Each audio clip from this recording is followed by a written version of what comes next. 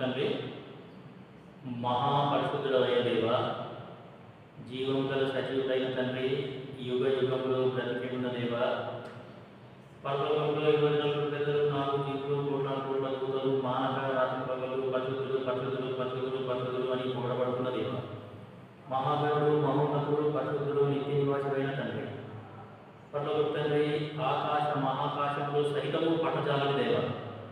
ప్రభు, మరి ఇశ్రాయేలు నీ భాగ్యం ఎంత గొప్పది, యెహోవా రక్షించిన నిన్ను పోలిన వాడెవడు అనే మాటకై హృదయపూర్వకంగా మిమ్మల్ని స్తుతిస్తున్నాము, ఆరాధిస్తున్నాము, కనపరుస్తున్నాము. మా యొక్క ఆయుష్కాలాన్ని పొడిగించిన ప్రభు, ఈ యొక్క నెలలో ఆఖరి బుధవారంపై మిమ్మల్ని స్తుతిస్తున్నాం ప్రభు. మరి ఈ నెలంతా కూడా మీరు ఇప్పటి వరకు చూపిన కృపంతటికై, చేసిన మేలన్నిటికై హృదయపూర్వకంగా మిమ్మల్ని స్తుతిస్తున్నాము, ఆరాధిస్తున్నాము, కనపరుస్తున్నాము. నాయన పరలోక తండ్రి, అన్ని విధాలుగా చేస్తూ వస్తున్న మేలన్నిటికై స్తోత్రాలు. ప్రతి విధమైన కీడు నుండి, అపాయం నుండి మమ్మల్ని తప్పించినారు, రక్షించినారు, భద్రపరిచినారు, సంరక్షించినారు. మీకు వెళ్ళలేని మోహనం పరలోక తండ్రి. మరి ఆయన సురక్షితంగా క్షేమంగా మమ్మల్ని ఉంచినందుకు స్తోత్రాలు. మమ్మల్ని మాకు ఇచ్చిన రక్షణకై స్తోత్రాలు. యేసుక్రీస్తు ప్రభువు మా కొరకు చేసిన త్యాగంకై స్తోత్రాలు. ఆయన చిందించిన రక్తంకై స్తోత్రాలు. ఆయన మా కొరకు పొందిన గాయాలకై స్తోత్రాలు. పరలోక తండ్రి, ఎంతో గొప్ప రక్షణ మాకు ఉచితంగా ఇచ్చినారు. ఆయన మరణాన్ని బట్టి స్తుతిస్తున్నాం, ఆయన భూస్థాపనాన్ని బట్టి స్తుతిస్తున్నాం, ఆయన యొక్క పునరుత్థానాన్ని బట్టి మిమ్మల్ని స్తుతించి ఆరాధించి గణపరుస్తూ వస్తున్నాం. ఆయన పరలోక తండ్రి ప్రభువు, మరి రక్షించుకున్న తర్వాత ఆత్మీయంగా ఎదగడానికి మీరు మాకు అపోస్తలుల బోధ, సహవాసము, రొట్టె విరుచుట, ప్రార్థన అనే సంఘంలో మమ్మల్ని చేర్చినందుకు మీకు వల్లేని ఉన్నారు. ఆత్మీయంగా మమ్మల్ని ఎదిగింపజేస్తున్నారు. ఆత్మీయ వెలిగింపులోనికి మమ్మల్ని తీసుకొని వస్తున్నారు. ఆత్మీయమైన పాటలు, ఆత్మీయమైన మాటలు, ఆత్మీయమైన వాక్యం మాకు అనుగ్రహించినందుకు, ఆత్మీయ సహవాసం మాకు అనుగ్రహించినందుకు మీకు వెళ్ళలేని ఉన్నారు. పరలోక తండ్రి, మరి ఆయన వెళ్ళే ప్రార్థన మందిరాన్ని బట్టి స్తుతిస్తున్నాం ప్రభువు. మరి మాకు ఇచ్చిన బైబిల్ స్టడీకై స్తోత్రాలు, వచ్చిన మీ ప్రియులకై స్తోత్రాలు. మీ ఇంట్లో పనిచేసిన వాళ్ళని బట్టి స్తుతిస్తున్నాం. సాపులు పరిచిన వాళ్ళు, ఆవరణం క్లీన్ చేసిన వాళ్ళు, మైక్ సెట్టింగ్ చేసిన వాళ్ళు, మీకు వెళ్ళలేని వందనాలు ప్రభువు. ఈ యొక్క కూడికను మేము స్తుతితో ఆరంభిస్తున్నాం, కృతజ్ఞతతో ఆరంభిస్తున్నాం ప్రభువు. ఈ కూడిక ద్వారా మేము ఏం నేర్చుకోవాలో అది మాకు మీరు నేర్పిస్తూ రావాల్సిందిగా కోరుతూ వస్తున్నాం పరలోక తండ్రి. మరి నాయన పోయిన వారం కూడిక జరపలేకపోయినాం, దయచేసి క్షమించండి ప్రభువా. మరి నాయన పోయిన వారం ఏదైతే నేర్చుకోలేకపోయినామో, మరి అది ఇది రెండు కలిపి ఇప్పుడు నేర్చుకునేలాగా మాకు మీరు సహాయం చేస్తూ రావాల్సిందిగా కోరుకుంటున్నాం. వచ్చిన మీ ప్రియులకై స్తోత్రాలు. మార్గంలో ఉన్న వాళ్ళని త్వరగా తీసుకొని రండి ప్రభు. మరి ఈరోజు మాకు సెలవు దినం ఇచ్చినారు, మీకు వందనాలు. అనేక చోట్ల మరి నాయన యూత్ రిట్రీట్స్, సిస్టర్స్ మీటింగ్స్, ప్రత్యేక కూడికలు, యానివర్సరీ మీటింగ్స్, మరి నాయన ఇంకా ఆయా కూడికలు జరుపుకుంటున్నారు మీ ప్రజలు. మీరు చేసిన మేలన్నిటికీ కూడా స్తుతిస్తున్నాం. మంచి వాతావరణం మాకు ఇచ్చినందుకు కూడా మీకు వెళ్ళలేని వందనాలు. మాకు కూడా సెలవు దినం ఇచ్చినారు, వందనాలు ప్రభు. మరి బయట ఎంతో భయంకరమైన విగ్రహాలను మేము కూడా చూస్తున్నాం పరలోక తండ్రి. ఒకప్పుడు మేము కూడా విగ్రహారాధికులమే అయినప్పటికీ మీరు మమ్మల్ని వేరుపరిచినారు, ప్రత్యేకపరిచినారు, ఏర్పాటు చేసుకున్నారు. మీకు వెళ్ళలేని వందనాలు పరలోక తండ్రి. మరి నాయన ఈ యొక్క కూడికను మీ దగ్గర హస్తాలకు అప్పగిస్తున్నాం. అంధకార చీకటి శక్తులన్నింటినీ విశ్వాసంతో యేసునామమున గద్దిస్తున్నాం, బంధిస్తున్నాం. మంచి స్వరంతో, మంచి రాగము, మంచి భావము, మంచి గానము, మరి నాయన అర్థాన్ని గ్రహిస్తూ మీ పాటలు పాడగలిగిన పాటలతో మాకు సహాయం చేయండి. వాక్య ధ్యానంలో కూడా తోడుగా ఉండండి. వాయిద్యాలు వాయించే విషయంలో సహాయం చేయండి. కరెంటుని, మైక్ని మీ ఆధీనంలో పెట్టుకోవాల్సిందిగా కోరుతూ వస్తున్నాం పరలోక తండ్రి. అన్ని విధాలుగా చేసిన వీళ్ళన్నిటికై మీకు వెళ్ళలేని వందనాలు. అంధకార చీకటి శక్తులన్నింటినీ, సైతాన్ని, వాడి యుక్తిని, వాడి యొక్క కుయుక్తిని విశ్వాసంతో యేసునామమున మేము గద్దిస్తున్నాం, బంధిస్తున్నాం. సహాయం చేయండి. మీ వాగ్దానాలు కోరుకుంటున్నాం. సంఘానికి ఇచ్చిన వాగ్దానం, సార్వత్రిక సంఘానికి ఇచ్చిన వాగ్దానం, స్థానిక సంఘానికి ఇచ్చిన వాగ్దానాన్ని కోరుకుంటూ యేసుక్రీస్తు ప్రభుల వారి నామమున స్తుతించి ప్రార్థించి అడిపెట్టుకుంటున్నాం తండ్రి, ఆమేన్.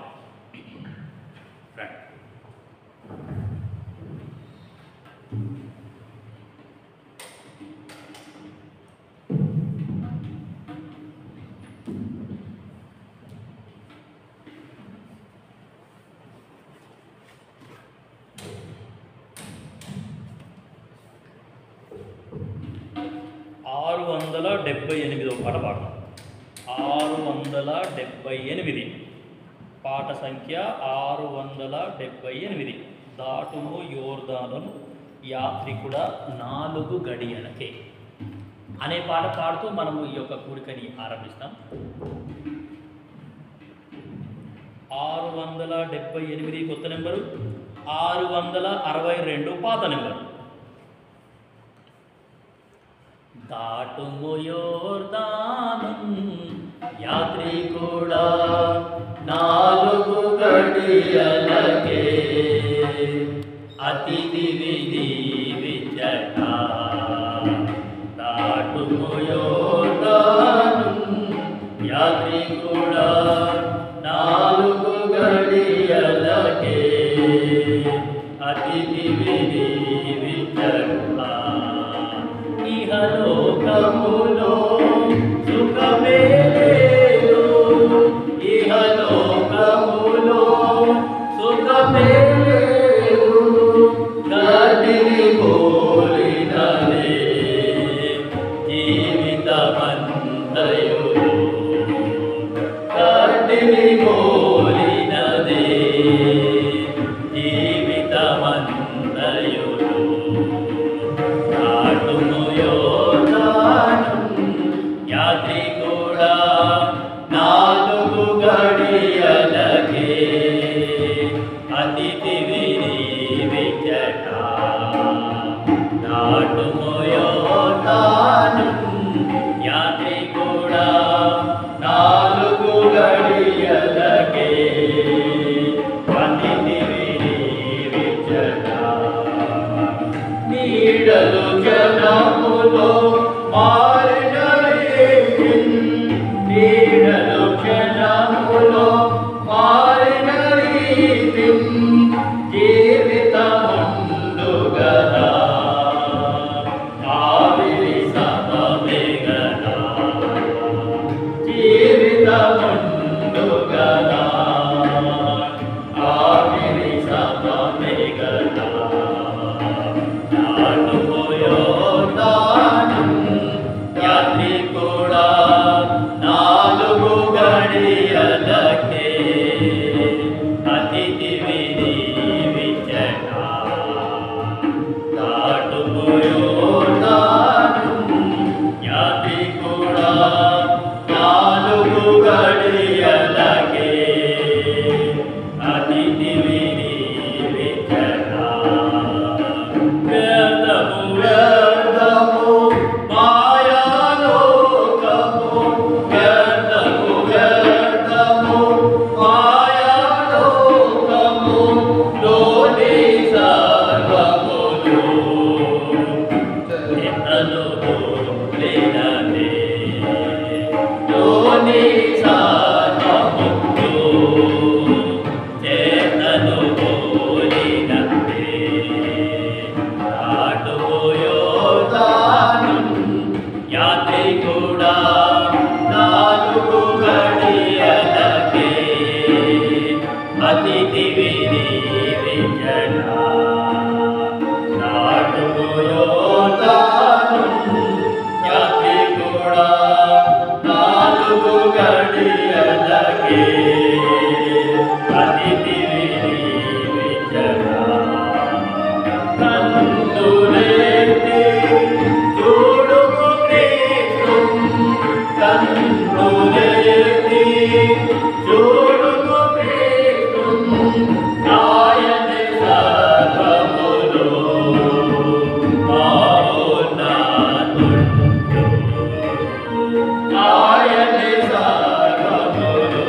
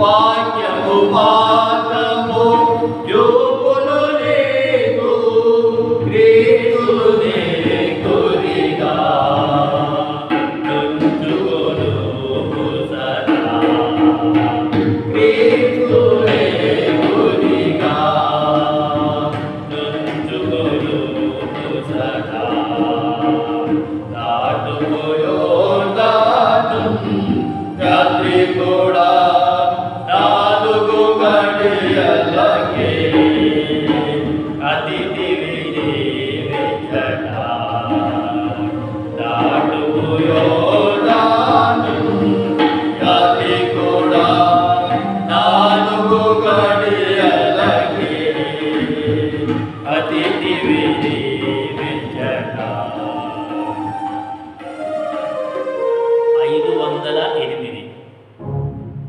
508 కొత్త నెంబరు, 502 పాత నెంబరు. లేచి రండి విశ్వాసులారా, యోర్దాన్ నదిని దాటను, విడిచిపెట్టుడి మిశ్రాయిం సుఖ విలాస మాయలను అనే పాట.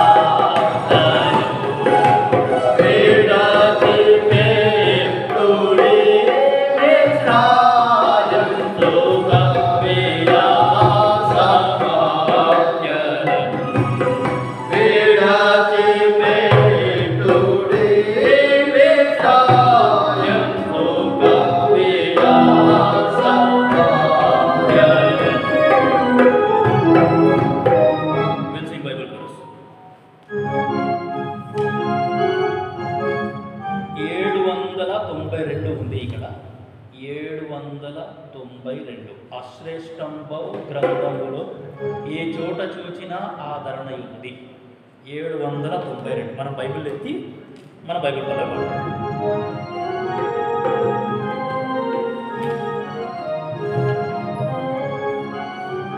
అశ్రేష్టంబౌ గ్రంథములో ఏ చోట చూచినా ఆదరణయున్నది. సుఖములో విశ్వాసమున్నది. విశ్వాసము ధ్యానించుడి. The grand old door, you find a word of comfort wherever you may go. It's all over in vain, His promises are made. So keep on believing in the grand old door. సరే, యెహోషువ గ్రంథము 1వ అధ్యాయం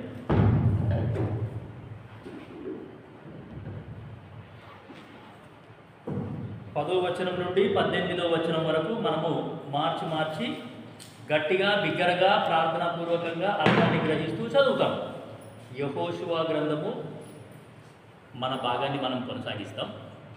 యెహోషువ గ్రంథము 1వ అధ్యాయము 10వ వచనం నుండి 18వ వచనం వరకు మనము మార్చి అర్థాన్ని గ్రహిస్తూ ప్రార్థనాపూర్వకంగా చదవడానికి ప్రయత్నం చేస్తాం. నేను ఒక వచనం చదువుతాను, మీరు ఒక వచనం చదవండి. కాగా యెహోషువ ప్రజల నాయకులకు ఈలాగు ఆజ్ఞాపించెను, మీరు పాలెములోనికి పోయి జనులతో ఈ మాట చెప్పుడి. 11 చదవండి.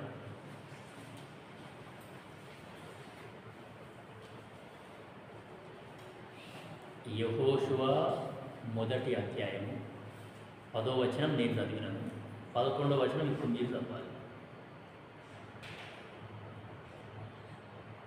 మీరు స్వాధీనపరచుకొనుటకు మీ దేవుడైన యెహోవా మీకు ఇచ్చుచున్న దేశమును స్వాధీనపరచుకొనుటకై 3 దినములలోగా మీరు ఈ యోర్దాను దాటవలెను గనుక ఆహారమును సిద్ధపరచుకోండి. 12వ వచనం నేను చదువుతున్నాను. మరియు రూబేనీయులకును గాదీయులకును మనషే అర్ధగోత్రపు వారికిని యెహోషువ ఈలాగు ఆజ్ఞాపించెను. యెహోవా సేవకుడైన మోషే మీకు ఆజ్ఞాపించిన సంగతి జ్ఞాపకం చేసుకొనుడి. ఎట్లనగా మీ దేవుడైన యెహోవా మీకు విశ్రాంతి కలుగజేయుచున్నాడు, ఆయన దేశము మీకు ఇచ్చును.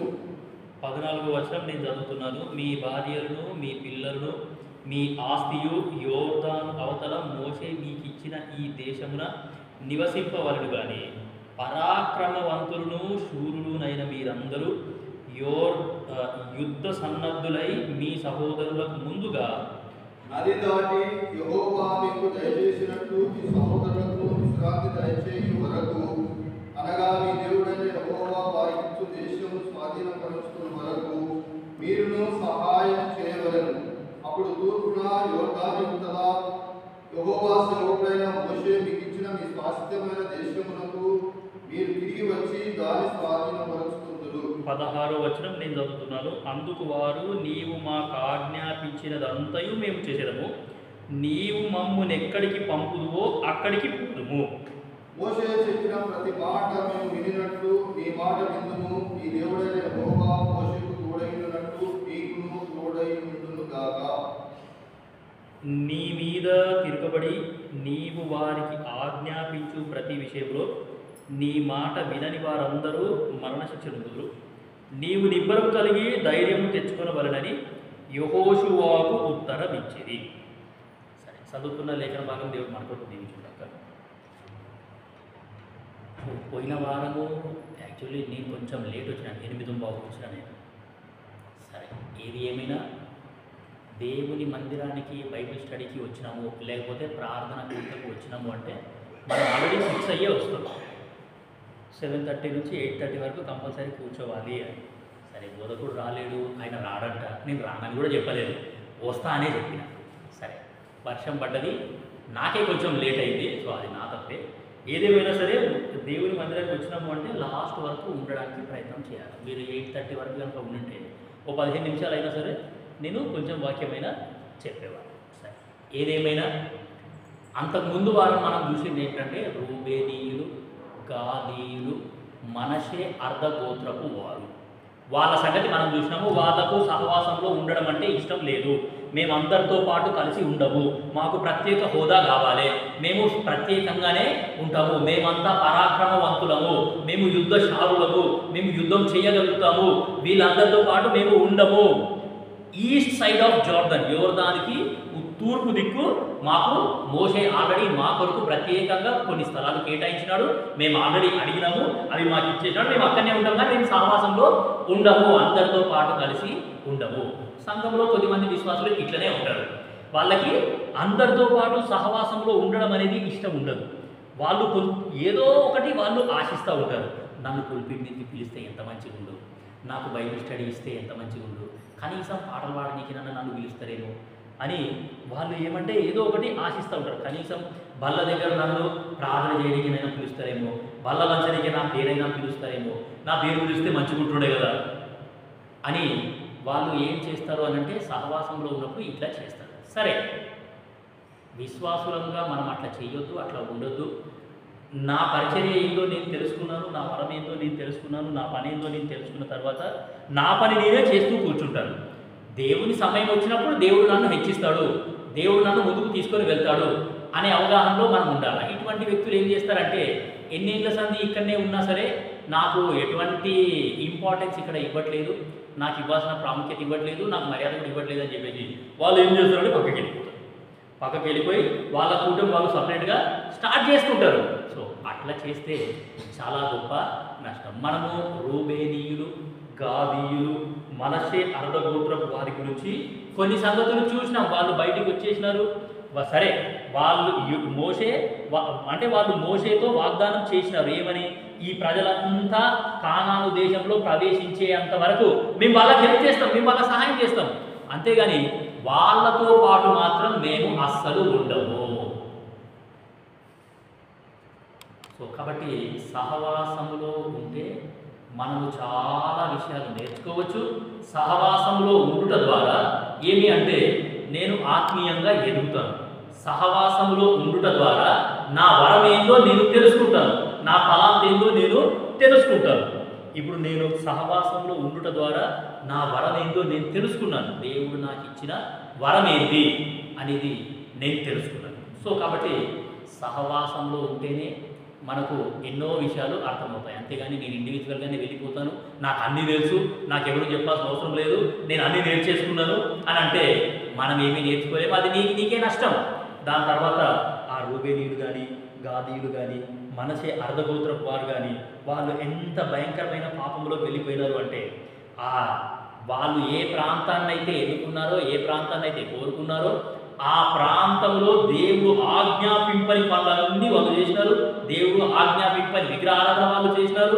దేవుడు ఆజ్ఞాపింపని క్రమంలో, దేవుడు ఆజ్ఞాపింపని విధానంలో ఇష్టం వచ్చినట్టు వాళ్ళు చేసి ఎంతో గొప్ప నష్టానికి వాళ్ళు గురైనట్టు మనము చూసినాం. సరే, ఆదికాండము 29:32 కొన్ని వచనాలు చదవండి. ఆదికాండము 29వ అధ్యాయము 32వ వచనం. ఎవరి వద్ద నీ దేవతలు కనబడనో వారు బ్రతకకూడదు. నీవు నా ఇద్దరున్న వాటిని మన బంధువుల ఎదుట వెదకి నీ దానిని తీసుకురమని లాబానుతో చెప్పాను. రాహేలు వాటిని ఒక్క నిమిషం. ఆదికాండము 29వ అధ్యాయము 32వ వచనం. లేయా గర్భవతి అయి కుమారుని కని యెహోవా నా శ్రమను చూచి ఉన్నాడు గనుక నా పెనిమిటి నన్ను ప్రేమించును కదా అనుకొని అతనికి రూబేను అని పేరు పెట్టెను. సో రూబేను అండ్ గాదు అండ్ మనషే, ఇవి అంటే వాక్యాన్ని మనము ఆత్మీయంగా అర్థం చేసుకోవాలి. ఇప్పుడు నేను రూబేను అనే మాట నాకెట్లా అర్థమవుతుంది అని అంటే, రూబేను అనే పేరుకు అర్థం ఏంది అని అంటే నా శ్రమను చూచిన దేవుడు అని అర్థం. యేసుక్రీస్తు ప్రభుల వారు మన శ్రమని చూస్తున్న దేవుడు. యేసు ప్రభువు మన శ్రమని చూస్తున్న దేవుడు. నేను ఎంత శ్రమ పడుతున్నాను, ఎంత కష్టపడుతున్నాను, ఎటువంటి ఇరుకు పరిస్థితిలో నేను ఉన్నాను, ఎటువంటి అనారోగ్య పరిస్థితిలో నేను ఉన్నాను, నా వ్యక్తిగత జీవితంలో ఎన్ని కష్టాలు ఉన్నాయి, నా కుటుంబంలో పరిస్థితి ఎట్లుంది, నా సంఘంలో పరిస్థితి ఎట్లుంది, నా యొక్క సమాజంలో పరిస్థితి ఎట్లుంది, ఎన్ని శ్రమల గుండా నేను వెళ్తున్నానో అవన్నీ చూస్తున్న దేవుడు, శ్రమ చూచే దేవుడు అని అర్థం. రూబేను అనే పేరుకి అర్థం ఏంటంటే శ్రమ చూచే దేవుడు, నా శ్రమని చూస్తున్న దేవుడు. నేను సంఘంలో శ్రమ పడుతున్నాను, సంఘంలో కష్టపడుతున్నాను, సంఘంలో పనిచేస్తున్నాను, అయినా సరే నా కష్టాన్ని ఎవరు మెచ్చుకోవట్లేదు, నా పనిని ఎవరు మెచ్చుకోవట్లేదు అని అనుకోవడానికి వీలు లేనే లేదు కదా.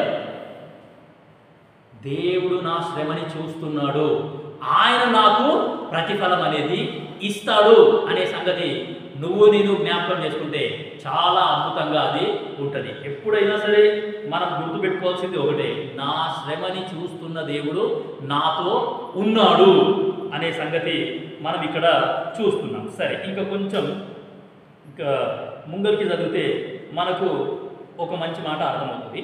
దాని పై వచనం చదవండి. ఇప్పటిదాకా మనం ఏం వచనం చదివినాము? చూసారా అండి?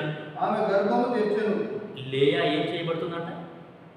29, 31 మనం చదివినాము. లేయా ద్వేషింపబడుట యెహోవా చూచి. లేయా ఏం చేయబడుతుందంటండి? ద్వేషింపబడుతుంది. ఆమె ద్వేషింపబడుతుంది అనే సంగతి ఎవరు చూసినారంట? యెహోవా చూచెను. సరే, ఆమె ఎంతమంది చేత ద్వేషింపబడ్డది, ఎందుకు ద్వేషింపబడ్డది, ఎటువంటి పరిస్థితుల గుండా ఆమె వెళ్ళింది, మరి నన్ను ప్రేమించే వాళ్ళు ఎవ్వరూ లేరు, ఇక మీరు ఎందుకు బ్రతకాలి అని అనుకున్నదేమో. నన్ను ప్రేమించే వాళ్ళు ఎవ్వరూ లేరు. ఎక్కడ పోయినా సరే జబ్బు కలదానా, నువ్వు ఎదురు వచ్చినావు, ఏమీ పొద్దుగా లేవు, నీ ముఖంలో పెట్టినవి జబ్బు కలదానా, నువ్వు ఎందుకు వచ్చినావు అసలు? బహుశా అందరూ ఆమె ద్వేషిస్తున్నారు. సరే, లేయా గురించి మనం ఇప్పుడు చూడము. చూసే సంగతి, తెలుసుకునే సంగతి ఏంటంటే నా శ్రమను చూచిన దేవుడు, నా శ్రమలని ఖచ్చితంగా చూస్తున్న దేవుడు, లేయా శ్రమని చూచిన దేవుడు. నిర్గమకాండము 2వ అధ్యాయము ఆఖరి 2 వచనాలు, ఆఖరి 3 వచనాలు మీరు కనుక చదివితే అక్కడ ఇశ్రాయేలు ప్రజలు ఎంత భయంకరమైన పరిస్థితుల్లో గుండా వెళ్తున్నారో అవన్నీ నేను చూసినాను, వాళ్ళను విడిపించడానికి దిగి వచ్చినాను అని అంటాడు మోషేతోని దేవుడు. వారి మొర నేను విన్నాను. సో కాబట్టి నువ్వు నేను తెలుసుకోవాల్సిన సంగతి ఏంటంటే నా శ్రమని చూస్తున్న దేవుడు నాతో ఉన్నాడు. సరే, ఆదికాండము 30వ అధ్యాయము 11వ వచనం. ఆదికాండము 30వ అధ్యాయము 11వ వచనం. లేయా ఇది అదృష్టమే కదా అనుకొని అతనికి గాదు అని పేరు పెట్టాను. రూబేను అనే పేరుకి అర్థం ఏంటంటే నా శ్రమ చూచిన దేవుడు అని అర్థం. గాదు అనే పేరుకు అర్థం ఏంటంటే అదృష్టం. గాదు అనే పేరుకు అర్థమైంది అదృష్టము. నేను అదృష్టవంతురాల్ని, నేను దయాప్రాప్తురాల్ని, ఇకపై నుండి నా భర్త నన్ను ప్రేమిస్తాడు అని అనుకొని ఇది అదృష్టమే. నా భర్తకు నేను ఇప్పుడు ఇంతమంది పిల్లలను ఇచ్చినాను అని చెప్పేసి ఏమి అంటే ఇది అదృష్టమే కదా అనుకొని ఆయనకి గాదు అనే పేరు పెట్టి. సో కాబట్టి గాదు అంటే అదృష్టము అని అర్థం. సరే, మనము యేసుక్రీస్తు ప్రభుల వారిని నమ్ముకున్న తర్వాత మనం ఎప్పుడైనా సరే అదృష్టాన్ని నమ్ముకోము. సరే, ఉదాహరణకి నేను కనుక పరలోకానికి వెళ్ళిపోయినాను అనుకోండి. నేను పరలోకానికి వెళ్ళిపోయిన తర్వాత ఇది నా లక్, బై లక్ నేను వచ్చేసిన పరలోకానికి అని అనడానికి వీల్లేదు. So we don't believe luck. మనము లక్ లేకపోతే అదృష్టాన్ని నమ్మము. కాకపోతే దేవుడు మనకు సహాయం చేస్తాడు.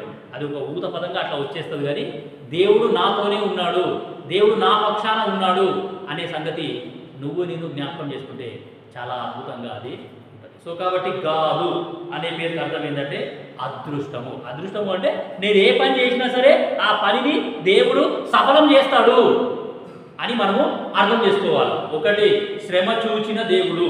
సంఘంలో నేను ఎంత కష్టపడ్డా సరే, కుటుంబంలో నేను ఎంత కష్టపడ్డా సరే, మామూలుగా ఎక్కువ మట్టుకు చర్చెస్లో ఎట్లా ఉంటుందంటే భార్యలు రక్షణ పొందుతారు కానీ భర్తలు రక్షణ పొందరు. భార్యలు రక్షింపబడతారు కానీ భర్తలు రక్షింపబడరు. నేను మందిరానికి వెళ్ళొస్తా అని అంటే ఎంత కోపమో, ఎన్ని తిట్లు తిడతారో, భయంకరంగా తిట్లు తిడతారో, భయంకరంగా వాళ్ళు హింసిస్తారు కూడా. సో నాకు కొద్ది మటుకు నాకు తెలుసు, కొన్ని సందర్భాలలో అసలు మందిరానికి కూడా రానివ్వరు. సో ఎటువంటి పరిస్థితుల్లో ఉన్నా సరే, కుటుంబంలో ఎటువంటి పరిస్థితులు ఉన్నా, ఇంట్లో ఎటువంటి పరిస్థితులు ఉన్నా, మనకు ఏమి అంటే మనతో పాటు ఉన్న దేవుడు ఉన్నాడు. సో కాబట్టి మన కార్యాన్ని సఫలం చేసే దేవుడు మనకు ఉన్నాడు. సరే, 41:51 ఆదికాండము 41వ అధ్యాయము 51వ వచనం. ఆదికాండము 41:51. అప్పుడు యోసేపు దేవుడు నా సమస్త బాధను నా తండ్రి ఇంటి వారినందరినీ నేను మరచిపోవునట్లు చేసేనని చెప్పి తన జ్యేష్ఠ కుమారుడికి మనష్షే అను పేరు పెట్టెను. మనష్షే అనే పేరుకు అర్థమేంది అని అంటే నా బాధని మరచిపోయేలా చేసిన దేవుడు, మరచుట అని అర్థం. మనష్షే అనే పేరుకి అర్థమైంది మరచుట. మరచుట అంటే దేవుని వాక్యం మర్చిపోవడం, సంఘాన్ని మర్చిపోవడం, దేవుని ప్రజలను మర్చిపోవడం కాదు. యోసేపు ఎన్ని బాధలు పడ్డాడు, యోసేపు ఎన్ని శ్రమలు అనుభవించినాడు. సొంత అన్నలు ద్వేషించినారు, సొంత అన్నలు గుట్టలో పడేసినారు, సొంత అన్నలు అమ్మేసినారు ఆయనని. 13 సంవత్సరాలు ఆయన ఎన్నో కష్టాల గుండా వెళ్ళినాడు, ఎన్నో ఇంటి పరిస్థితుల గుండా వెళ్ళినాడు. ఆయన గుట్టలో పడ్డాడు, దాని తర్వాత చెరసాలలోకి వెళ్ళినాడు. అన్యాయంగా అసలు ఏ తప్పు చేయకుండానే ఆయన చేరుకుపోయాడు. అన్యాయం తీర్పు ఆయన తీర్చబడ్డది. సో అయినా సరే యోసేపు ఎప్పుడైతే ఆయన గవర్నర్ స్థాయికి ఎదిగినాడో ఈ సంగతి అంతా మనకు బాగా తెలుసు. సో ఫరో ఆయన కుమార్తెని ఇచ్చి పెళ్లి చేస్తాడు. పెళ్లి చేసిన తర్వాత ఏమి అంటే ఆయనకు ఫస్ట్ కొడుకు పుట్టగానే ఆ యొక్క యోసేపు చేసిన పని ఏంటంటే నా బాధని మర్చిపోయేలా చేసినాడు ఈ దేవుడు అని చెప్పేసి ఆయన జ్యేష్ఠ కుమారునికి యోసేపు ఏమని పేరు పెట్టాడంటే మనష్షే అని పేరు పెట్టినాడు. సో నీకు నాకు ఉన్న నిరీక్షణ ఏంటి అని అంటే నా బాధలన్నీ మర్చిపోయి సంతోష దారికి తీసుకొని వచ్చే దేవుణ్ణి నేను నమ్ముకున్నాను. ఫస్ట్ చూసినాము నా శ్రమ చూసిన దేవుడు, రెండోది చూసినాము నా శ్రమకు ప్రతిఫలం ఇచ్చే దేవుడు, మూడోది చూసినాము నా శ్రమని మర్చిపోయేటట్టు చేసే దేవుడు. సో కాబట్టి వాక్యాన్ని మనము ఈ విధంగా అర్థం చేసుకుంటాం. సరే, సో రూబేనీయులు, గాదీయులు అండ్ మనషే అర్ధగోత్రపు వారు. సో ఈ యొక్క యెహోషువ మొదటి అధ్యాయంలో వీళ్ళందరూ కూడా ఇంకా చాలామంది ఉన్నారు. సో ఇప్పుడు ఈరోజు ఏం చేద్దామంటే 10వ వచనం నేను చదువుతున్నాను. 1:10 యెహోషువ 1వ అధ్యాయము 10వ వచనం నేను చదువుతున్నాను. మీరు ఇక్కడే ఉండండి, యెహోషువ మొదటి అధ్యాయం దగ్గరే ఉండండి. సో ఇక్కడ ఒక పాయింట్ పెట్టుకోండి. యెహోషువ 1:10 చూడండి. కాగా యెహోషువ ప్రజల నాయకులకు ఈలాగు ఆజ్ఞాపించెను, మీరు పాలెములోనికి పోయి జనులతో ఈ మాట చెప్పుడి. ప్రజల నాయకులు ఈ మొదటి అధ్యాయంలో ఉన్న ఇంకొక గుంపు ప్రజలు ఎవరు అని అంటే ప్రజల నాయకులు. ప్రజలందరికీ నాయకులు ఉన్నారు. సో కాబట్టి ఈ యొక్క నాయకుల యొక్క పనేంటి, వాళ్ళ పరిచర్య ఏంటి, వాళ్ళ రెస్పాన్సిబిలిటీ అంటే వాళ్ళ యొక్క బాధ్యత అనేది ఏంటి అనే సంగతి ఈరోజు మనం చూడడానికి ప్రయత్నం చేస్తాం. సరే, మొదటి 9 వచనాలు మనం చూసినాము. గాడ్స్ కమిషనింగ్ టు జాషువా, దేవుడు యెహోషువకు ఆజ్ఞాపించుట, దేవుడు యెహోషువతో మాట్లాడుట అనేది చూసినాం. 10వ వచనం నుండి 18వ వచనం వరకు యెహోషువ మరి 2 రకాల ప్రజలతోని ఆయన మాట్లాడుతున్నాడు. 2 రకాల ప్రజలకి ఆయన ఏం చేస్తున్నాడు అనంటే ఆజ్ఞాపిస్తున్నాడు. ఒకటి ప్రజల నాయకులు, రెండవది రూబేనీయులు, గాదీయులు, మనషే అర్ధగోత్రపు వారు. సరే, పోయిన వారం అంతకు ముందు వారం రూబేనీయులు, గాదీయులు, మనషే అర్ధగోత్రపు వారి గురించి కొన్ని సంగతులు చూసినాము. ఈరోజు ఏం చేద్దామంటే officers of the people. English బైబిల్లో చాలా మంచిగా ఉంటుంది ఇలా 10వ వచనం దగ్గర ఆఫీసర్స్ ఆఫ్ ద పీపుల్ అని ఉంటుంది. ఆఫీసర్స్ అంటే ప్రజల నాయకులు. ఇప్పుడు సంఖ్యాకాండము 11వ అధ్యాయము 16, 17 వచనం చూడండి. ఈ ప్రజల నాయకుల యొక్క పని ఏంటి, వాళ్ళ బాధ్యతలు ఏమయో కొన్ని సంగతులు మనం చూసుకొని మరి ఒక నాయకుడిగా నేను అలాగే ఉన్నానా లేదా అనే సంగతి మనం కూడా పరీక్షించుకొని ఏం చేస్తాము అంటే ఈ కూడికని ముగించుకుంటాం. సంఖ్యాకాండము 11వ అధ్యాయము 16, 17 వచనాలు. అప్పుడు యెహోవా మోషేతో ఇట్లను జనులకు పెద్దలనియు అధిపతులనియు నీవెరిగిన ఇశ్రాయేలీయుల పెద్దలలో నుండి 70 మంది మనుషులను నా యొద్దకు పోగు చేసి ప్రత్యక్ష గుడారమునకు వారిని తోడుకొని రమ్ము. అక్కడ వారు నీతో కూడా నిలవబడవలెను. నేను దిగి అక్కడ నీతో మాట్లాడేదను. మరియు నీ మీద వచ్చిన ఆత్మలో పాలు వారి మీద ఉంచేదను. దయచేసి గమనించండి, ప్రజల యొక్క నాయకులు ఎవరు అనంటే ఇప్పుడు ప్రజల పైన ఉన్న నాయకులు అంటే మనకు అర్థం కావాలంటే సంఘ పెద్దలు లేకపోతే బాధ్యత గల సహోదరులు అని ఉంటారు. ఏ సంఘంలో అయినా సరే సంఘ పెద్దలు లేకపోతే బాధ్యత గల సహోదరులు అని ఉంటారు. సో అట్లా మీరు అట్లా అర్థం చేసుకోండి. సో సేవకుని దగ్గరనే పెట్టండి. యెహోషువ సేవకుడు అండ్ ప్రజల నాయకులు అనంటే సంఘ పెద్దలు లేకపోతే బాధ్యత గల సహోదరులు బాధ్యత గల సహోదరులు ఎవరైనా సరే.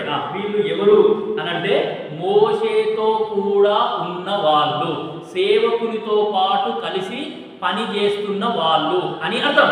వాళ్ళు సేవకునితో పాటే ఉండాలా, సేవకునికి వీళ్ళకి మధ్యలో సరి అయిన కోఆర్డినేషన్ కరెక్ట్ విధానంగా ఉండాలా. అందరూ ఒకే మాట మీద ఉండి ఒకే పని మీద వాళ్ళు సాగాలి. సో దేవుడు చేసిన పని ఏంటి అనంటే మోషే మీద ఉన్న ఆత్మని వాళ్ళకు కూడా ఇచ్చినారంట. 17వ వచనం మరోసారి, నేను దిగి అక్కడ నీతో మాట్లాడాను మరియు నీ మీద వచ్చిన ఆత్మలో పాలు వారి మీద ఉంచెదను. ఏమమ్మా, ప్రజల నాయకులు అంటే ఎవరు అనంటే సేవకుని మీద ఉన్న ఆత్మలో పాలు పంచుకునే వాళ్ళు అని అర్థం. సేవకుడు ఏ విధంగా అయితే ఆత్మానుసారంగా ఆత్మీయంగా నడుచుకుంటున్నాడో వీళ్ళు కూడా అదే విధంగా ఆత్మానుసారంగా ఆత్మీయంగానే నడుచుకోవాలి. గుర్తుపెట్టుకోవాల్సిన సంగతి ఏంటంటే I have the spirit of God. సేవకునికి ఏ ఆత్మ అయితే ఉన్నదో అదే ఆత్మని ఆ ఆత్మలో పాలు దేవుడు నాకు కూడా ఇచ్చినాడు అనే అవగాహనలో ఉంటే చాలా అద్భుతంగా ఉంటుంది. సో కాబట్టి ప్రజల నాయకులు అనంటే ప్రజలని నడిపించే వాళ్ళు. కొన్ని సందర్భాలలో ఇక్కడ నుంచి నిలబడి వాక్యం చెప్తుంటే చాలా మందికి అర్థం కాదు. అర్థం కానప్పుడు మనము ఒక బాధ్యత గల సహోదరుడుగా బాధ్యత గల సహోదరిగా ఏమి వాళ్ళని తెలుసుకుంటాము, కనుక్కుంటాము, వాళ్ళతో మాట్లాడడానికి ప్రయత్నం చేస్తాము. సేవకుడు ఉన్నట్లే అన్నీ ఆయననే చూసుకుంటాడులే, ఆయన ఎందుకు పిలిపించుకున్నాం, ఆయన ఎందుకు పోషిస్తున్నాము, ఆయన ఉన్నాడు కదా చూసుకోలేకే అని అంటే కాదు. సేవకుని పని సేవకుంది, మన పని కూడా మనదే. ముందు చదువుతున్నాను 17వ వచనం ముందు చదువుతున్నాను. నీ మీద వచ్చిన ఆత్మలో పాలు వారి మీద ఉంచెదను, ఈ జనుల భారమును నీవు ఒంటిగా మోయకుండునట్లు వారు దానిలో ఒక పాలు నీతో కూడా భరింపవలెను.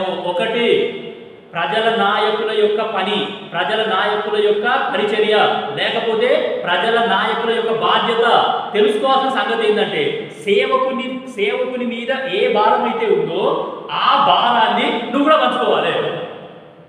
ఏం సార్, సేవకునికి భారం ఉందా లేదు? సేవకు దేవుడు పిలిచినాడు, సేవకు వచ్చినాము. సేవకుని యొక్క భారములో సేవకునికి పరిచర్య విషయమై ఏ భారం ఉంది? ఇప్పుడు నేను వస్తున్నాను, ఇంత జాగా ఖాళీగా ఉంది, సండే రోజు కూడా చాలా జాగా ఖాళీగా ఉంది. ఈ ఖాళీగా ఉన్న జాగాలని ఎట్లా ఫిలప్ చేయాలి అనేది నేను ఆలోచిస్తున్నాను. మరి ప్రజల నాయకుడిగా ఒక నాయకుడిగా లేకపోతే ఒక నాయకురాలిగా మీరు అదే విధంగా ఆలోచించాలా, అట్లనే పని చేయాలా? ఆ పనిలోనే మనం ఉంటే చాలా అద్భుతంగా అది ఉంటుంది. సో కాబట్టి సేవకుని యొక్క భారము అలాగే పరిచర్య యొక్క భారము నువ్వు నేను కూడా భరించే వారిగా ఉండాలి. అనే సంగతి దేవుడు మనకి ఇప్పుడు గుర్తు చేస్తూ ఉన్నాడు. ఏదో సంఘ పెద్దలము, మేమే బాధ్యత గల సహోదరులము, అన్నీ మేమే చూసుకుంటాము, అన్నీ మేమే నడిపించుకుంటున్నాము, మాకు అన్నీ తెలుసు అని అంటే కాదు. సో కాబట్టి ప్రజల నాయకుడు 2 విషయాలు ఇక్కడ మనం చూసినాం. ఒకటి, ఆత్మలో పాలు నాకు ఉన్నది, అదేవిధంగా పరిచర్య యొక్క భారము, దేవుని పని విషయమైన భారము, ప్రజల పట్ల పట్టింపు నాకు కూడా ఉన్నది. ఎవరైనా సరే చర్చిలో కొద్దిమంది ఎట్లా ఉంటారంటే, వాళ్ళు చర్చికి ఎవరెవరు వస్తున్నారు అనే సంగతి వాళ్ళు గమనించి ఎవరైనా కొత్తగా వచ్చినారు అని అంటే వాళ్ళు వెంటనే కనిపెడతారు, మీటింగ్ అయిపోగానే వాళ్ళతో మాట్లాడతారు, వాళ్ళ ఫోన్ నెంబర్ తీసుకుంటారు, వీరైతే వాళ్ళని దర్శించొద్దాము, ఓసారి మాట్లాడొద్దాము అని వాళ్ళు వెంటనే అవన్నీ చేస్తూ ఉంటారు. సో దట్ ఈస్ కాల్డ్, ఆ యొక్క భారాన్ని మనం కూడా భరించుట అనే సంగతి ఇక్కడ మనకు గుర్తవుతా ఉన్నది, ఇక్కడ మనకు తెలుస్తూ ఉన్నది. సరే, ఒక్కసారి ద్వితీయోపదేశ కాండము 1వ అధ్యాయము 9వ వచనం. ద్వితీయోపదేశ కాండము 1:9 ప్రజల నాయకుల గురించి మనం చూస్తున్నాము. సో ఈ ప్రజల నాయకుల యొక్క పని ఏంటి, వాళ్ళ యొక్క బాధ్యత ఏంది? ద్వితీయోపదేశ కాండము 1వ అధ్యాయము 9వ వచనం. అప్పుడు నేను ఒంటరిగా మిమ్మును భరింపలేను. సేవకుడు చెప్తున్నాడు, ఒంటరిగా నేను ఒక్కనే ఈ పనులన్నీ చూసుకోలేను, నేను ఒక్కనే చెయ్యలేను, నాకు మీ హెల్ప్ కావాలి. నాకేం కావాలి? మీ సహాయము, మీ సహకారము నాకు ఖచ్చితంగా కావాలి. ప్రియమైన దేవుని బిడ్డలారా, మనము ఒకరినొకరు మనం అందరము కలిస్తేనే ఈ బండి ముందుకు సాగుతుంది. మనలో ఏ ఒక్కరు కూడా సరిగ్గా లేకపోయినా, ఉదాహరణకి రూబేనీయులు, గాదీయులు, మనసే అర్ధగోత్రం వారిలాగా నేను కనుక సంఘంలో ఉంటే నాకే చాలా గొప్ప నష్టం. నేను నష్టపోవడమే కాకుండా మిగతా వాళ్ళకు కూడా నష్టం తీసుకొచ్చేవాడిగా నేను సంఘంలో ఉంటాను. సేవకుడు ఉన్నాడు, ఆయననే అన్నీ చూసుకుంటాడు అంటే కాదది. నేను ఒంటరిగా ఇవన్నీ కూడా భరించలేను. I want your help. నాకు మీ సహాయము, మీ సహకారము కావాలా? 12వ వచనం, 1:12 ద్వితీయోపదేశకాండం. నేనొక్కడినే ఒకటి కష్టములు భరించాలా, కష్టములు పంచుకోవాలా? భారములు భరించాలా అండ్ భారములు పంచుకోవాలా? మీ వివాదమును ఎట్లు భరింపగలను? 3 సంగతులు వచ్చినాయి ఇప్పుడు మళ్ళీ. కష్టములని, సంఘంలో ఉన్న కష్టాలని కూడా మనము భరించాలా, సంఘంలో ఉన్న భారాన్ని కూడా మనము భరించాలా, దాని తర్వాత సంఘంలో ఉన్న వివాదములు. ప్రతి చర్చిలో ఈ 3 కంపల్సరీ ఉంటాయండి. ఏ సంఘమైనా సరే, ఎంత చిన్న చర్చ్ అయినా సరే ఈ 3 ఖచ్చితంగా ఉంటాయి. ఏంటి ఆ 3 అంటే, ప్రతి చర్చిలో కష్టాలు ఉంటాయి, ప్రతి చర్చిలో భారములు ఉంటాయి, ప్రతి సంఘములో వివాదములు. ఈ 3 కూడా సేవకుడు ఒక్కడే భరించలేడు. సేవకుడు ఉన్నాడు, ఆయన చూసుకుంటాడు, మాకు సంబంధం లేదు, మేము ఇదే పని చూస్తాము, మాది మార్కెటింగ్ పని, మేము మార్కెటింగ్ పనే చూస్తాము, లేకపోతే మాది ఆ పని, మేము ఆ పనే చూస్తాము అని అంటే కాదు. సంఘంలో ఉన్న కష్టాలను కూడా సేవకులతో పాటు మనం కూడా భరించాలి. సంఘంలో ఉన్న భారం, సంఘంలో ఉన్న బాధ్యత మనం కూడా భరించాలి. మీ కళ్ళ ముంగల్నే ఒక అనౌన్స్మెంట్ ఇచ్చినారు ఈ సెప్టెంబర్ నెలలో. ఏమి అంటే కంబైన్డ్ యూత్ మీటింగ్ మన దగ్గరనే అవుతుంది ఈ నెల. మన 4 churches monthly once combined meeting అవుతుంది కదా, కంబైన్డ్ యూత్ మీటింగ్. సో ఈ మంత్ మన చర్చిలోనే అవుతుంది. సో కాబట్టి ఏదున్నా సరే మీ సహకారం లేకుండా మేము ఏ పని కూడా చెయ్యలేము అనే సంగతి మనం గుర్తుపెట్టుకుంటే చాలా మంచిది. సో మీ యొక్క కోఆపరేషన్ లేకుండా మేమేమి కూడా చేయలేము. వీఆర్ యూజ్లెస్ వితౌట్ యూ అనే సంగతి మీరు కూడా అది అర్థం చేసుకోవాలి. చూడండి 12వ వచనం నేను మళ్ళీ చదువు. 1:12 ద్వితీయోపదేశకాండం. నేను ఒక్కడనే మీ కష్టమును, మీ భారమును, మీ వివాదమును ఎట్లు భరింపగలను అని ఇక్కడ మోషే అంటున్నాడు. సో మోషే అంటే చాలా గొప్ప సేవకుడు. ఆయన మనుషులందరిలో సాత్వికుడు, దీన మనసు గలవాడు. అసలు మోషేకి చాలా ఓపిక ఉంది. ఎంత ఓపిక ఉంది అంటే చాలా ఓపిక ఆయనకి ఉన్నది. 30 లక్షల మంది, సరే 6 లక్షల మంది ఒకేసారి మాకు నీళ్ళు నీళ్ళు నీళ్ళు నీళ్ళు నీళ్ళు నీళ్ళు అని అంటే కూడా అన్నీ భరించినాడు. వాళ్ళందరూ ఒకేసారి మమ్మల్ని అందరినీ సంపనికి తీసుకొచ్చినావు నువ్వు ఈ అరణ్యంలోకి అని అంటే ఓపికగా భరించినాడు. ఎవరు భరిస్తారు చెప్పండి? ఎవరైనా సరే ఒక్క మాట గనక మిమ్మల్ని అంటే విరుగుకుంటారు, భరిస్తారా, ఓర్చుకుంటారా? సో కాబట్టి తెలుసుకోవాల్సిన సంగతి ఏంటి అంటే ఇటువంటి లక్షణాలు నేను కలిగి ఉంటే అది అట్లా కలిగి ఉండుట ద్వారా చాలా అద్భుతమైన పరిచర్యని మనం ఎంజాయ్ చేస్తాం. అద్భుతమైన పరిచర్యని మనం ఇక్కడ నడిపిస్తాం. 13వ వచనం నేను చదువుతున్నాను. జ్ఞాన వివేకములు కలిగి మీ గోత్రములలో ప్రసిద్ధి చెందిన మనుషులను ఏర్పరచుకొనుడి. ఒక బాధ్యత గల సహోదరుడు లేకపోతే బాధ్యత గల సహోదరి ఉండాల్సిన లక్షణం ఏంటి? ఎటువంటి వాళ్ళు బాధ్యత గల సహోదరుడు లేకపోతే ఎటువంటి వాళ్ళు సంఘ పెద్దలు అంటే జ్ఞాన వివేకములు కలిగి, జ్ఞానము ఉండాలా అండ్ వివేకము ఉండాలా. దేవుని వాక్యముల గురించిన జ్ఞానం ఆ యొక్క సంఘ పెద్దకు ఉండాలా. దేవుని వాక్యముల గురించిన జ్ఞానం ఆ యొక్క బాధ్యత గల సహోదరులకు కానీ బాధ్యత గల సహోదరులకు కానీ ఖచ్చితంగా ఉండాలి. ఎందుకంటే మనము వివాదములను కూడా పంచుకుంటున్నాం. వివాదములు తీర్చడం అంటే అంత ఈజీ పని కాదు. మనకు అర్థమయ్యే భాషలో చెప్పాలంటే పంచాయతీలు తీర్చు.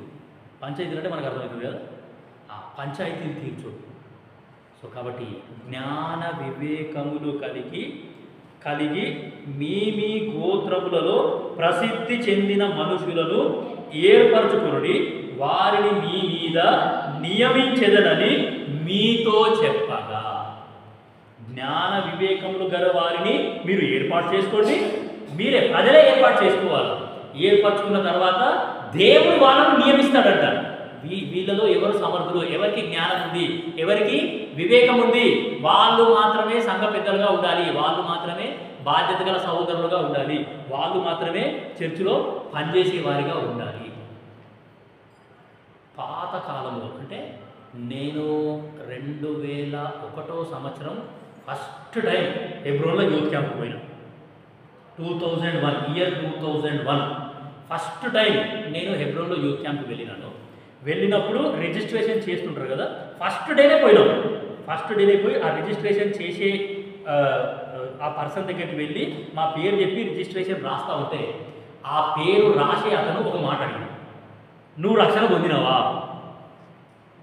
ఏం సార్ ఏమడిగాడు ఆయన? నువ్వు రక్షణ పొందినావా? అప్పుడు నేను 9వ తరగతి ఎగ్జామ్స్ రాసి అయిపోయింది. సమ్మర్ హాలిడేస్ ఉన్నాయని పోయినాం. నేను మా అన్న మాతో పాటు ఇంకొక వేరే బ్రదర్, మమ్మల్ని వేరే బ్రదర్ తీసుకొని పోయినాడు, వేరే అంకుల్. సో మేము ముగ్గురము పోయినాము. మేము ముగ్గురము రాసుకునేటప్పుడు నువ్వు రక్షణ పొందినావా అని అడిగాడు. లేదండి అని చెప్పాడు. ఈ యూత్ క్యాంప్ అయిపోయే లోపు నువ్వు రక్షణ తీర్మానం తీసుకొని పోవాలి అని అన్నాడు. ఈ రోజుల్లో ఎవరు అడుగుతున్నారండి ఆ మాట? చెప్పండి, మీరే చెప్పండి. మీరంతా బాధ్యత గల సహోదరులు, మీరంతా సంఘ పెద్దలు, సంఘ పెద్దల భార్యలు, బాధ్యత గల సహోదరులు. ఎవరు అడుగుతున్నారు ఈ రోజులలో? ఎవరైనా ఒక యవనస్తుడు వచ్చినాడు, యవనస్తులు ఉన్నారు అంటే రక్షణ పొందినావా అని ఎవరైనా అడుగుతున్నారా? లేదు. అసలు ఇంకా పాత కాలంలో ఎట్లా ఉండేది అని అంటే రక్షణ పొందిన వాళ్ళు మాత్రమే ఎక్కాలి, రక్షణ పొందిన వాళ్ళు మాత్రమే చర్చిలో పనిచేయాలా, రక్షణ పొందిన వాళ్ళు మాత్రమే పాటలు పాడాలి, రక్షణ పొందిన వాళ్ళు మాత్రమే కసువు నూకాలా, రక్షణ పొందిన వాళ్ళు మాత్రమే సర్వింగ్ చేయాలా. రక్షణ పొందని వాళ్ళు ఎవ్వరు కూడా ఏ పని చేయడానికి వీల్లేదు. నాకు ఇప్పటికి కూడా గుర్తున్నది, 2001 సంవత్సరం నేను యూత్ క్యాంప్ ఫస్ట్ టైం పోయినాను. అక్కడ సర్వింగ్ చేయడానికి కొద్దిమంది సహోదరులు కావాలి అని అంటే వాళ్ళు మైక్లోనే అనౌన్స్ చేసేవాళ్ళు, కేవలం రక్షణ పొందిన వాళ్ళు మాత్రమే వెళ్ళండి, రక్షణ పొందని వాళ్ళు పని చేయకండి, రక్షణ పొందని వాళ్ళు మీరు కూర్చొని వాక్యం వినండి, రక్షణ పొందిన వాళ్ళు మాత్రమే ఈ చర్చిలో పనిచేయాలి. ఈ రోజుల్లో అట్లా అడిగితే ఎందుకు? వాడు మళ్ళీ వచ్చే వాళ్ళు వచ్చింది రానే రాడు, మళ్ళీ వెళ్ళిపోతుంది, అక్కడ వేరే మంది అయిపోతాడు. అడగాలంటేనే భయం వేస్తుంది. అంటే రక్షణ యొక్క ప్రాముఖ్యత కూడా ఏమవుతుంది అంటే నిదానంగా అది పోతా ఉన్నది. People are unable to identify అంటే ఆ రక్షణకు ఉన్న ప్రాముఖ్యతని మర్చిపోయే రోజులు ఇప్పుడు. సో ప్రియమైన దేవుని బిడ్డలారా, నీ బాధ్యత నా బాధ్యత ఏంటి అనే సంగతి మనం ఇక్కడ చూస్తున్నాం. 14వ వచనం నేను చదువుతున్నాను. నీవు చెప్పిన మాట చొప్పున చేయుట మంచిదని నాకు ఉత్తరమిచ్చితిరి. కాబట్టి బుద్ధి కలిగి ప్రసిద్ధులైన మీ గోత్రములలోని ముఖ్యులను పిలిపించుకొని మీ గోత్రములకు న్యాయాధిపతులుగా ఉండుటకై 1000 మందికి ఒకడును, 100 మందికి ఒకడును, 50 మందికి ఒకడును, 10 మందికి ఒకడును వారిని మీ మీద నేను నియమించితిని. ఇది పరిచర్య. 1000 మందికి వాక్యం చెప్పే సత్తా నాకుందా? 100 మందికి వాక్యం చెప్పే సత్తా నాకుందా? 50 మందికి వాక్యం చెప్పే సత్తా నాకుందా? లేకపోతే 10 మందికి మాత్రమే నేను వాక్యం చెప్పాలా? What is my ability?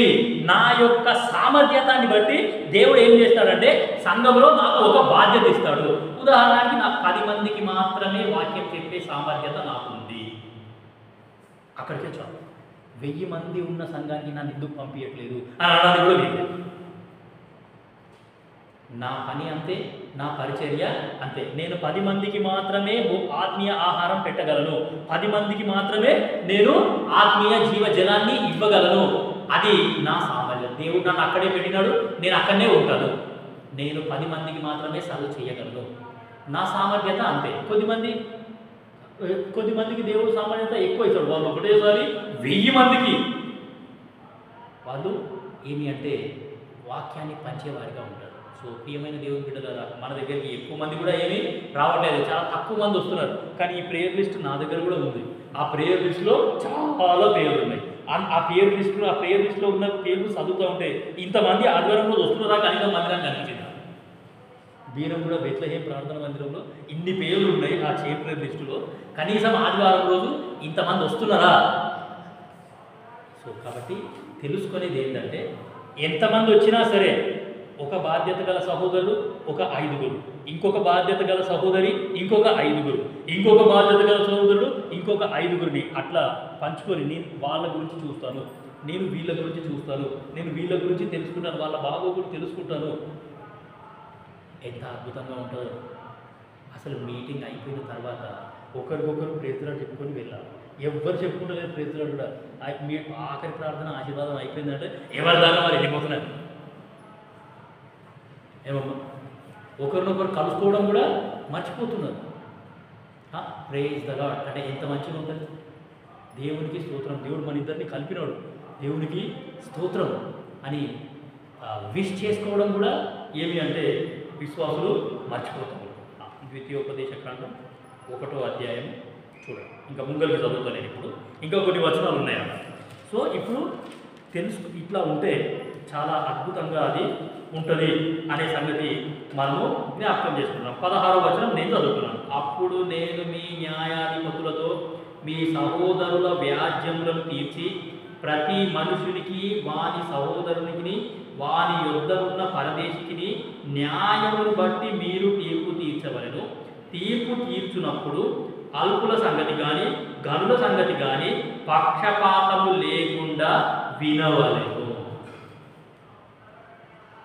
ఒక బాధ్యత గల సహోదరుడిగా నాకు పక్షపాతం అనేది ఉండొద్దు. ఇవన్నీ సంఘంలో ఉన్న విశ్వాసికి లేకపోతే నాయకుడికి ఉండాల్సిన లక్షణాలు. నాయకుడి పక్షపాతం చూపిస్తే ఎట్లుంటుంది? చాలా దరిద్రంగా ఉంటుంది, చాలా ఘోరంగా ఉంటుంది అది.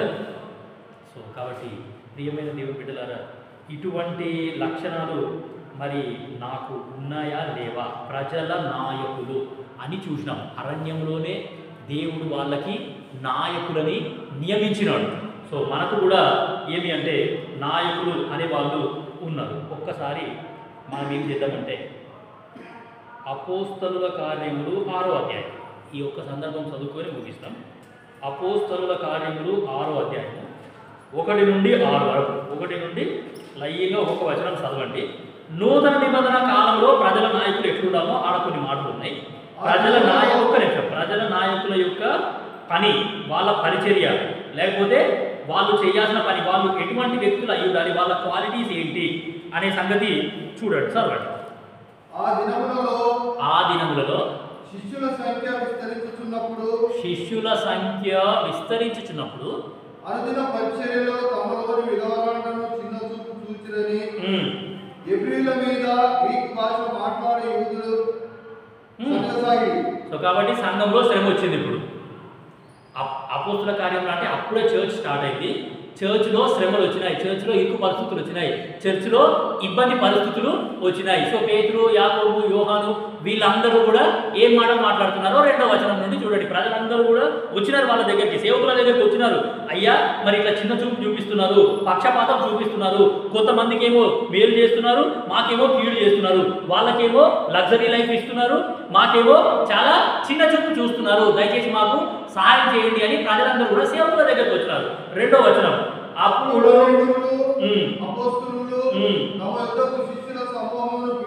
12 మంది అపోస్తలులు, 12 మంది అపోస్తలులు, యేసుక్రీస్తు ప్రభువు వారి శిష్యులు, ఆయనతో పాటు ఉన్నవాళ్ళు, ఆయన దగ్గర పరిచర్య నేర్చుకున్న వాళ్ళు, ఆయన దగ్గర వాక్యం నేర్చుకున్న వాళ్ళు, వాళ్ళందరి దగ్గరికి వీళ్ళు వస్తే వీళ్ళు వాళ్ళని ఏం చేస్తున్నారో చూడండి.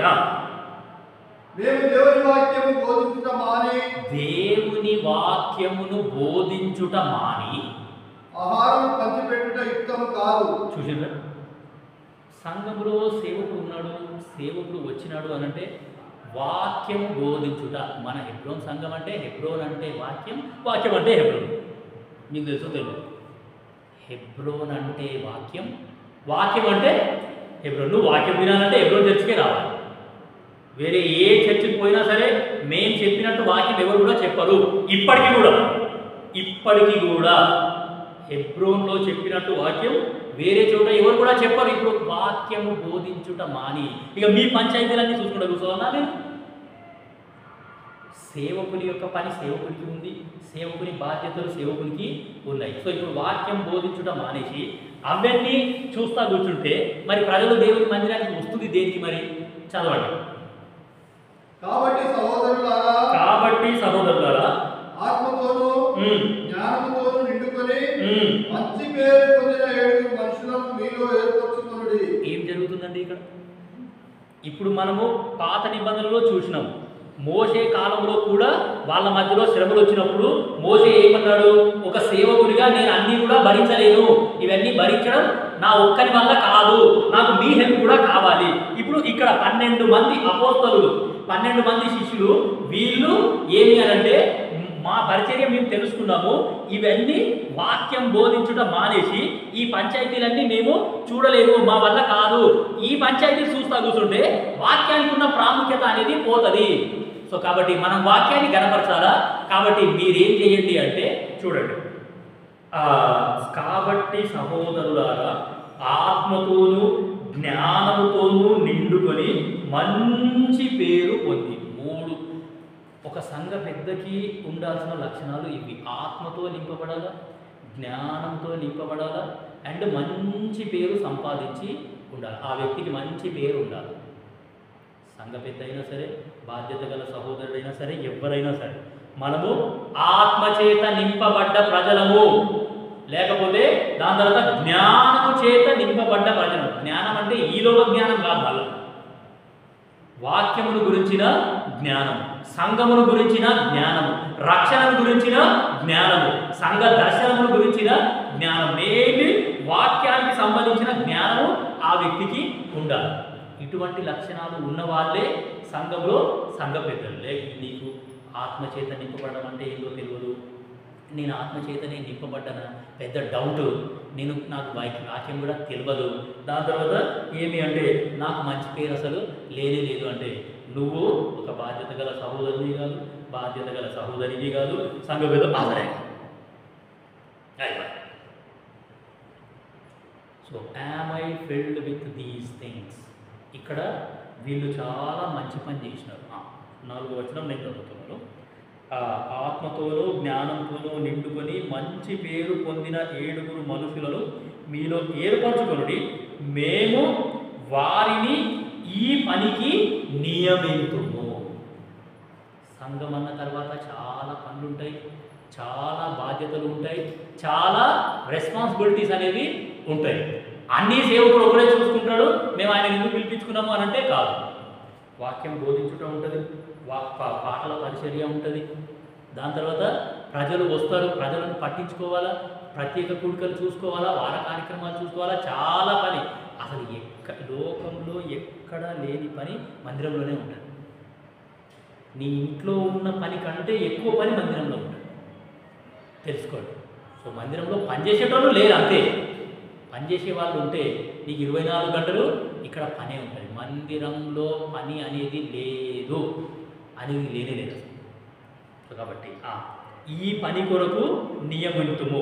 అయితే మేము ప్రార్థన యందును వాక్య పరిచర్య యందును ఎడతెగక. సేవకుని పని సేవకునికి, విశ్వాసుల పని విశ్వాసులకి. మేము ప్రార్థన యందు వాక్యమందు ఎడతెగక ఉంటాము. మేము ప్రార్థన చేస్తాం, వాక్యం చేస్తాం, వాక్యాన్ని గణపరుస్తాం, వాక్యాన్ని బోధిస్తాం. ప్రభువా వాక్యాన్ని ఎట్లా బోధించాలి అని ప్రార్థనలో కనిపెడతాం. ఏ సబ్జెక్ట్ ఇవ్వాలా, ఏ వ్యక్తికి ఏ సబ్జెక్ట్ కావాలా, ఇప్పుడు రేపు ఆదివారం రోజు నేను ఎట్లా ప్రిపేర్ అవ్వాలా, ఏ వాక్యం చెప్పాలా, ప్రార్థనలో కనిపెడతాం. ప్రత్యేక కూడికలు పెట్టుకోవాలనుకుంటున్నాం, ప్రార్థనలో కనిపెడతాం. కంబైన్డ్ యూత్ మీటింగ్ ఉంది ఇప్పుడు ఈ నెల, ప్రార్థనలో కనిపెడతాం. మేము ప్రార్థనలో ఉంటాం, వాక్యంలో ఉంటాం. దాని తర్వాత మీరు ఏం చెయ్యాలా అంటే ఈ యొక్క ప్రజలని పట్టించుకునే పనిలో నువ్వు నేను ఉండాలి. 5వ వచనం అపోస్తలుల కార్యములు 6వ అధ్యాయము 5వ వచనం. ఈ మాట జన సమూహం అంతటికి ఇష్టమైనందున. ఎంత మంచి మాట అండి! ఈ మాట జనమంతటికి ఏమైందంట? ఇష్టమైంది. సేవకులము మేము బోధిస్తాము, మేము వాక్యం చెప్తాము అని అంటే మేము ప్రార్థనలో ఉంటాము, నిలకడగా ఉంటాము, ఎడతెగగా ఉంటాము అని అంటే జన సమూహానికి ఇష్టమైందంట. ఈ రోజులలో సంఘాలలో పరిస్థితులు చాలా ఘోరంగా ఉన్నాయి. కొన్ని సంఘాలలో ఎట్లుంటుందంటే పాటలు పాడడానికి వాళ్ళను పేరు పెట్టి పిలవాలి కొనిపెట్టి. ఏమమ్మా, పాటలు పాడాలంటే వాళ్ళని పేరు పెట్టి పిలవాలి ఖచ్చితంగా. ఫలానా సహోదరుడు పాటలు పాడడానికి వేదిక మీదికి రావాల్సిందిగా యూజున్నామో మనం మనవి చేస్తున్నామని చెప్పాలి వాళ్ళు. లేకపోతే గొడవ పెట్టుకుంటారు వాళ్ళు. వచ్చిన బోధకులు గలబట్టుకుంటారు. మీకు తెలియదు, నేను ఎదుర్కొన్నా అవన్నీ. ఒక చోట పరిచయం పోతే నాకు ఇట్లనే చెప్పినారు, ప్లీజ్ బ్రదర్ ఒక 4 పేర్లు చెప్తాను, ఈ 4 పేర్లు మీరు ఖచ్చితంగా పిలవాలి. పాటలు పాడడానికి ఒక బ్రదర్ని పిలవాలా, బల్ల దగ్గర ప్రార్థన చేయడానికి పలానా సహోదరుడు రండి అని చెప్పాలా, బల్ల దగ్గర ఆ బల్ల పంచడానికి ఒక 3 సహోదరులు, వాళ్ళ పేర్లు కంపల్సరీ మీరు పిలవాలా. మీరు కనుక పేర్లు పిలవలేదు అనుకోండి నాకు ఇబ్బంది అవుతుంది, సేవకునికి యాస్ట్ అవుతుంది. ఏం చేస్తాం చెప్పండి, గిట్ల తయారైంది పరిస్థితి. సో అట్లా అటువంటివన్నీ చూసిన తర్వాత నాకు కూడా అనిపిస్తుంది, వీళ్ళు అసలు ఆత్మచేత నింపబడ్డ వాళ్ళేనా, వీళ్ళు అసలు జ్ఞానం చేత నింపబడ్డ వాళ్ళేనా, వీళ్ళు అసలు ఏమి అంటే వాక్యానుసారము వాక్యానికి సంబంధించిన జ్ఞానం వీళ్ళకు ఉందా, అసలు వీళ్ళు ఏం పరిచర్య చేస్తారు అని నాకు కూడా అనుమానం అనేది వస్తుంది. ఇక్కడ ఈ జనులందరికీ ఆ పని ఇష్టమైందంట. మాకు చాలా నచ్చిందంటే మీరు చెప్పింది.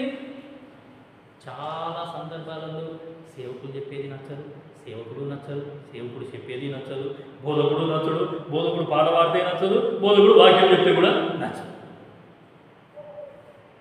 ఆల్వేస్ వివాదమే ఉంటుంది. ఇట్లా ఉంటే బండి ముంగలికి సాగడం అనేది చాలా కష్టం. సరే,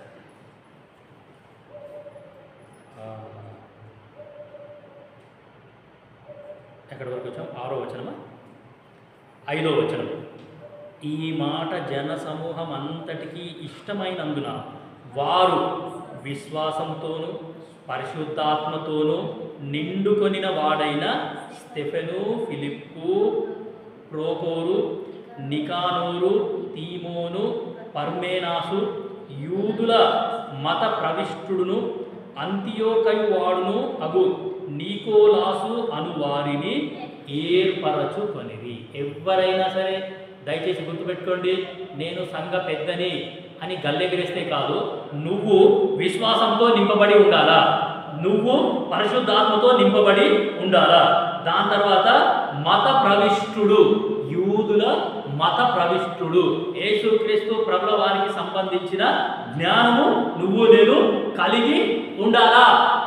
ఇటువంటి వాళ్ళే సంఘ పెద్దలు, ఇటువంటి వాళ్ళే బాధ్యత గల సహోదరులు. నీకు ఆత్మచేత నింపబడడం అంటే ఏంటో తెలియదు, దాని తర్వాత ఏమి అంటే విశ్వాసంతో నింపబడడం అంటే ఏంటో తెలియదు. నేను సంఘ పెద్దని అని గల్లెకి వేస్తే మాత్రం అవన్నీ ఏమి పనికిరా. సో కేవలం సహోదరులనే కాదు, ఈ సహోదరులకు కూడా వర్తిస్తుంది, అందరికీ వర్తిస్తుంది దేవుని వాక్యం.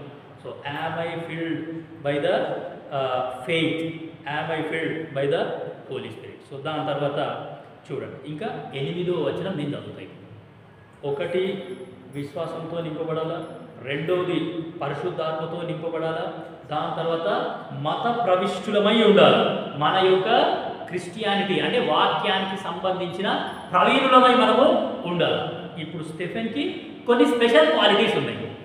8వ వచనం, స్టెఫను కృపతోనూ బలముతోనూ నిండినవాడై, దేవుని కృప చేత నింపబడాలా అండ్ దేవుని బలము చేత కూడా నింపబడి ఉండాలా. ఇవన్నీ లక్షణాలు ఉంటేనే నేను ప్రజల మీద ఒక న్యాయాధిపతిని, ప్రజల మీద అధిపతిని. అంతేగాని ఈ లక్షణాలు లేకుండా నేను అధిపతిని అంటే కాదు. ప్రజల నాయకులు అనే మాటతో మనం ఆరంభించినాం. సో ప్రజల నాయకులకి ఉండాల్సిన లక్షణాలని, అంటే what kind of qualities this person should have. ఎందుకు ఈ క్వాలిటీస్ ఉండాలి అని అంటే, మనము ఏమి అంటే ఆ యొక్క ప్రజలకి న్యాయం తీర్చాలి. ఏదైనా వివాదం వచ్చింది అంటే మనమే చూసుకోవాలి. మనంతల మనకే ఏదైనా వివాదం వచ్చిందంటే అది మనంతల మనమే చూసుకొని దాన్ని క్లీన్ అనేది చేసుకోవాలి. సో అంతేగాని ఈ 4 గోడల మధ్యలో ఉన్న వాదనని రోడ్డు మీదకి తీసుకొని పోవాలి. రోడ్డు మీద పోయి కొట్టుకుంటే ఇంకా మంచిగా ఉంటుంది. ప్రజలందరూ చూస్తూ ఉంటారు. సంఖకేమో బైబిల్ బ్యాగ్ ఉంటుంది, మంచిగా బైబిల్ బ్యాగ్ సంఖకి వేసుకొని ఆడ బయట పోయి బుద్ధులు తిట్టుకుంటూ కూర్చుంటే చాలా మంచి సాక్ష్యం ఉంటుంది. అందరూ శేబోజు తప్పట కొడతారు. ఇంకా మీరు చాలా మంచి మాటలు నేర్చుకుంటున్నారు, మందిరానికి పోయి మంచిగా ఉన్నారు, మేము కూడా వస్తాం మీతో పాటు మందిరానికి అన్నమాట. This is very very serious warning from God. Stephen నిజంగా ఎంత అద్భుతమైన లక్షణం కలిగి ఉన్నాడంటే, ఆయన కృపతో నింపబడ్డాడంట అండ్ దేవుని బలంతో కూడా ఆయన నింపబడ్డాడు. సో దేవుని వాక్యం చేత నింపబడ్డాడు, దేవుని బలం చే నింపబడాలా, దాని తర్వాత ఆత్మపూర్ణులై ఉండాలా, దాని తర్వాత మత ప్రవిష్టుడు, మన యొక్క మతానికి సంబంధించిన అవగాహన కూడా మనకు ఖచ్చితంగా మనము కలిగి ఉండాలి అనే సంగతి నువ్వు నేను తెలుసుకుంటే చాలా అద్భుతంగా అది ఉంటుంది. సరే, టైం అయిపోయింది. సో ఇటువంటి లక్షణాలు నాకు ఉన్నాయా లేవా అనే సంగతి పరీక్షించుకొని మనం ఏం చేస్తామంటే ఈ యొక్క గుర్తుని తీస్తాం. ఇక దీంతో ఈ మొదటి అధ్యాయం అయిపోయింది అని చెప్పడానికి కూడా వీల్లేదు, ఇంకా కొన్ని క్యారెక్టర్స్ ఉన్నాయి.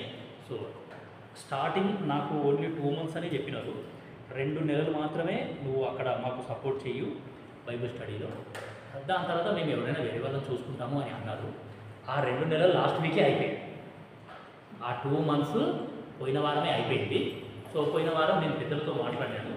బ్రదర్ మరి మీరు 2 నెలలే అన్నారు కదా, 2 నెలలు అయిపోయింది అని అంటే, సరే బ్రదర్ మీరు కంటిన్యూ అయితే చెయ్యండి, మేము చెప్తాం మీకు ఎప్పుడు మిమ్మల్ని చేంజ్ చేస్తామో మీకు చెప్తాము, మేము చెప్పే అంతవరకు మీరు కంటిన్యూ అవ్వండి అని అన్నారు. సో కాబట్టి నేనే వస్తాను మళ్ళీ విసుక్కోకుండా. ఇప్పుడు నెక్స్ట్ సెకండ్ అధ్యాయము వచ్చే వారం నుంచి స్టార్ట్ చేస్తాం. సో 2వ అధ్యాయం నుండి ఇంకా అద్భుతంగా ఉంటుంది.